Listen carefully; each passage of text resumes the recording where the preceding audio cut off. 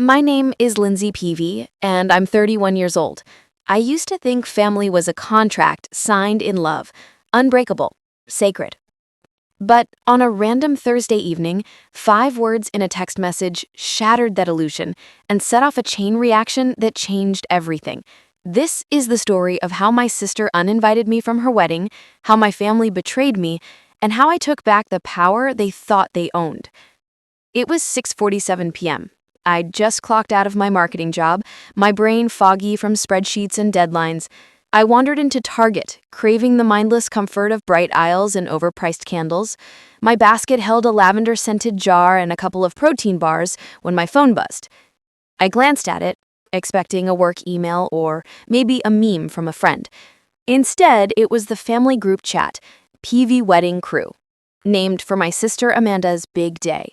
I figured it'd be her asking about tablecloths or whether shrimp cocktails were too bougie for the menu. I opened the message and froze. "You're not invited. Goodbye, loser."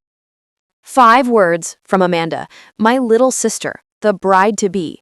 Below it, a little red heart emoji from my mom, Linda, like she was co-signing the cruelty. I stood in the snack aisle, surrounded by strangers grabbing chips and soda, when my world tilted. I reread the text, waiting for the punchline. Just kidding, or a wrong chat, but the chat stayed silent. No one corrected it.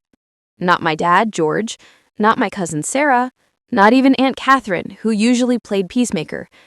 Just silence, loud as a scream. I set my basket on a shelf, abandoning the candle and bars, and walked out into the parking lot. The night air slapped my face, sharp and cold. My hands shook. Not from shock, but from something deeper, something I'd buried for years. I knew what this was about. It wasn't just a wedding snub, it was a declaration. They didn't just uninvite me from Amanda's big day, they uninvited me from their system. A system I'd been propping up with my time, my money, my heart. For 6 months, I'd been Amanda's unpaid wedding planner. The venue, booked on my credit card. The florist, my deposit. The caterer, the calligraphy invitations, the cake tastings, even the rehearsal dinner. I'd organized it all, paid for most of it too. Amanda always said, "I'll pay you back when the gifts come in." My parents chimed in, "We'll chip in soon, sweetie." They never did. I told myself it was fine. I was the responsible one, the single daughter with a steady job, no kids, no drama.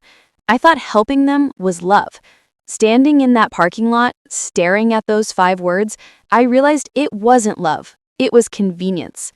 I didn't reply that night. I wanted to see what they'd do next.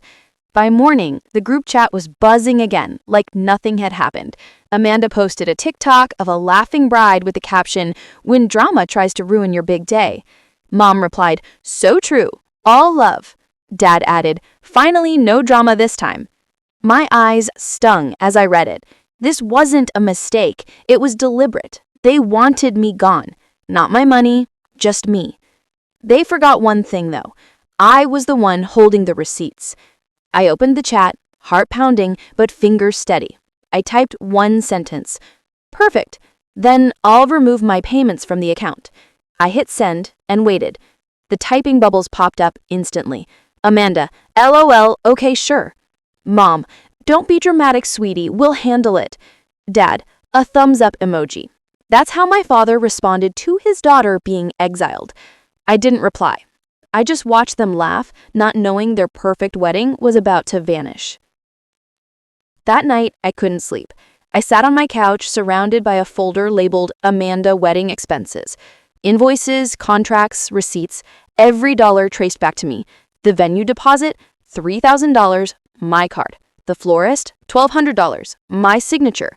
The caterer, the dress boutique, the car service, all mine. I used to joke I was Amanda's unpaid planner. Now, those papers felt like power, proof. I started making calls. First, the Fairview House, the venue Amanda had sobbed over, with its glass conservatory and golden lawn. Janelle, the coordinator, answered brightly. "Hi, this is Lindsay Peavy.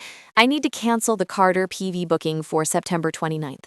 No explanation, no apology, just the facts." Janelle paused, her voice shifting to cautious. "I see your deposit, Miss Peavy. You're the payer of record. Are you sure? I'm sure. She didn't push. Understood. Cancellation processed. You'll get an email in 10 minutes. If anyone tries to reverse it, we'll need your ID and written consent. Thank you, Janelle. The email hit my inbox before I hung up. Cancellation confirmed. I saved it in a folder called Pulled Plugs. Next, the florist, Violet and Vine. The owner recognized my voice. Lindsay, peonies in September, right? Your sister has expensive taste. I smiled faintly. Not anymore. Please cancel the order tied to my cart. She didn't hesitate. No problem. I'll stop production and issue a credit. Just confirming you're the payer? Yes. Done.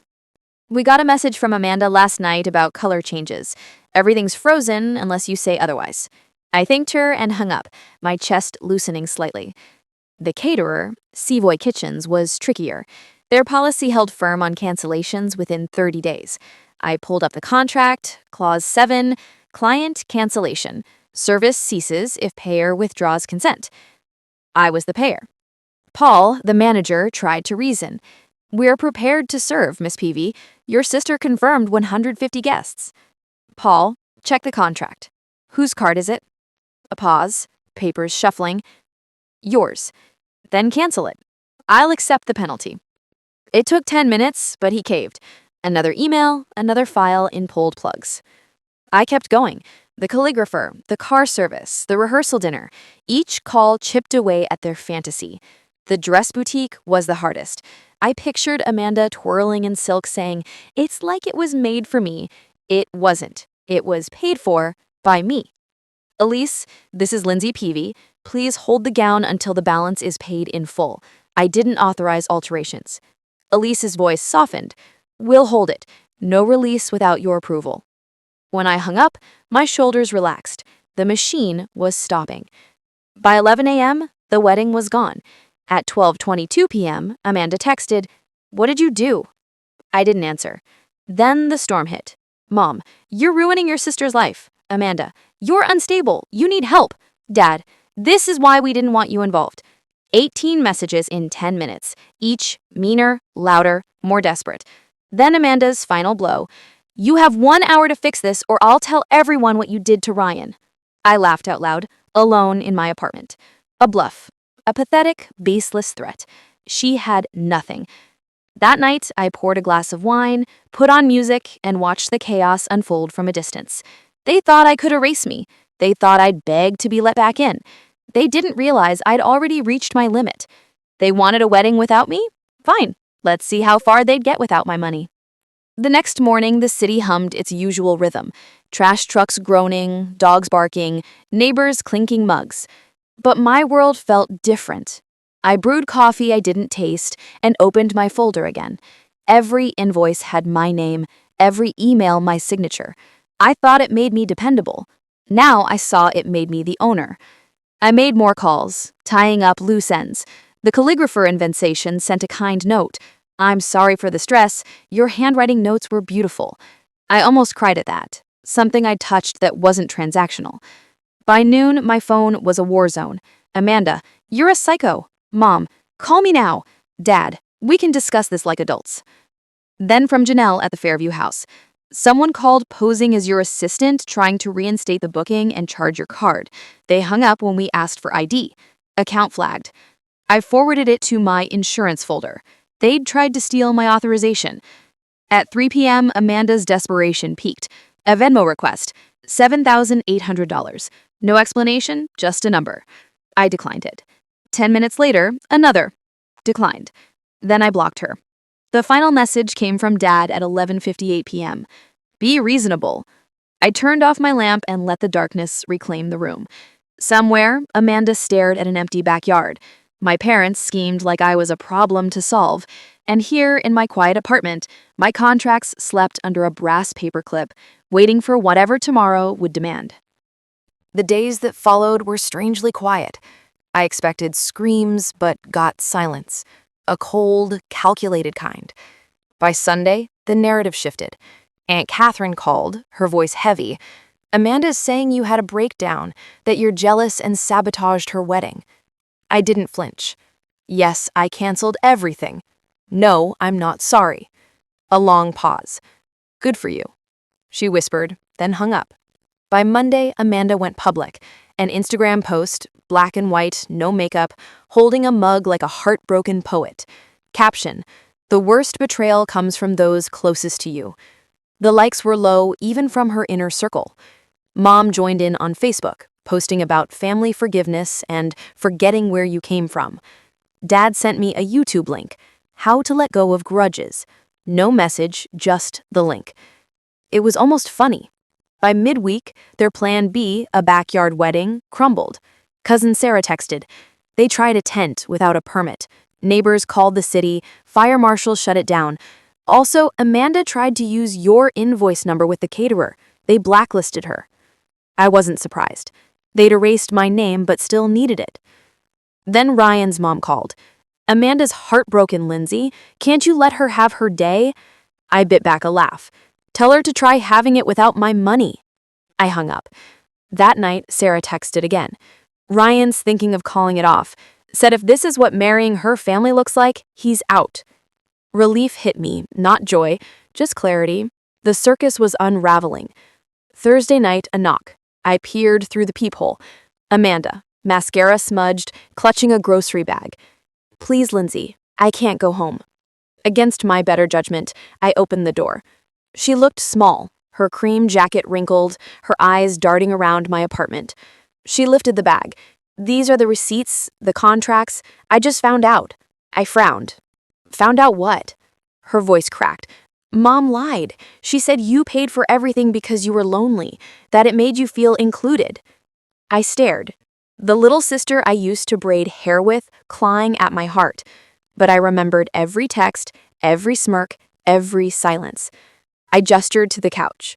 She sat, clutching the bag. My phone buzzed. An email from Janelle. "Fraudulent activity notice. Someone tried to charge your card again, posing as your assistant." Amanda saw it reflected in my glasses. "She really did that, didn't she?" I nodded. Her shoulders slumped. "I don't know who I'm mad at anymore." "You should go," I said quietly. She hesitated. "Do you hate me?" I met her eyes. "No. I just stopped trying to make you see me." She stood, wiping tears, and left the bag on my coffee table. "I'll make this right." But she didn't sound sure. When the door closed, I sank onto the couch, staring at the bag. My handwriting, my contracts, my proof. At 2:07 a.m., a text from Mom. "You'll regret what you started." I turned off my phone and slept weightless for the first time in years. The next day, Sarah called. Ryan left, packed up, and went to a friend's. Amanda's losing it. Guests are canceling. The bakery tossed the cake, no deposit. The dress is still held. I sipped my coffee, staring out the window. It wasn't my job to save her. That evening, Mom showed up, polished and dangerous. "Can we talk?" "About the fraud? The lies?" Her jaw tightened. "You've always been dramatic." "Maybe, but I've also paid for your mistakes." Her eyes flickered. "We're family, Lindsay. Families help each other." "Families don't lie to one daughter to manipulate another." Her voice turned cold. "If you think this makes you strong, you're wrong. You've turned your back on blood. That never ends well." She left, her perfume suffocating the air. I opened Amanda's bag again. At the bottom, a note in Mom's handwriting. "If she refuses, tell her she'll regret it. She always folds when she feels guilty." I smiled, not from joy, but from clarity. They'd bet on my guilt for years. They'd lost. The wedding date came and went. No venue, no dress, no cake. That night, Amanda knocked again. I didn't open the door. She left another bag, more receipts, another plea. I didn't read it. The next morning, Amanda texted, "Ryan's gone, guests canceled. The bakery tossed the cake. I need help, Lindsay. I'll pay you back." I replied, "If you need a loan, we'll make it official." We met at a diner, her eyes swollen, her manicure chipped. I slid a notarized loan agreement across the table. $2,600, 5% interest, $216 a month. She blinked. "You're serious?" I completely. She signed every page, her hand trembling. That silence was louder than any apology. A week later, my parents sent a post-wedding dinner invite. I declined, but sent a gift, a framed venue receipt with Amanda's loan agreement taped behind it. Sarah texted, "The frame." Everyone saw it. Amanda turned pale. Mom tried to play it off, but the room went quiet. The truth had landed. Over months, Amanda paid every installment, $216, on time with a note. Paid. No apologies, just acknowledgement. By the 7th payment, Mom stopped calling. Dad sent a Christmas card, "Hope you're doing well." No guilt, no demands, just distance. That's all I wanted. Peace arrived quietly. One morning, the sun hit my window softer, and my jaw wasn't clenched. Amanda's final payment cleared at 9:12 a.m. $2,600. Done. No fanfare, just closure. I keep the receipts in a box, not for bitterness, but as proof. Silence can be stronger than shouting. Boundaries can save your life. They call me cold now. Maybe they're right. But cold is peaceful, predictable. Mine. Amanda's last text came that night. "It's done. Thank you, I guess." I didn't reply. There was nothing left to say. They thought cutting me out would break me. Instead, it showed me where the power always was. In my name. On every receipt. And in the silence I chose.